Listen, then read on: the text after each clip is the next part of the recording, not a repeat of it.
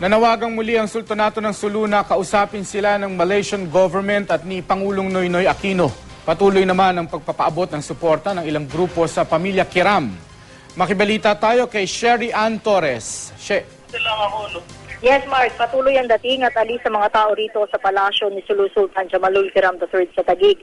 Pagpapahayag daw nila ito ng suporta sa grupo ni Raja Muda Agbimuddin na nasa lahat datong Malaysia. Nananatiling kalmado lang si Sultan Jamalul Kiram III sa gitna ng sitwasyon ng kapatid na si Raja Muda. Hindi raw kasi basta pwedeng mapatay ang isang taustug gaya ng kanyang kapatid. Muli nag-aalay ang sultan ng panalangin para sa kapatid at mga kasama nito.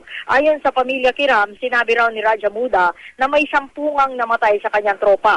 Babae raw ang isa. Pinabulaanan din ng pamilya Kiram ang balitang naaresto ng Malaysian troops si Raja Muda. Muling nanawagan ang Sultanato ng Sulu na kausapin sila ng Malaysian government sa kanilang Sabah claim.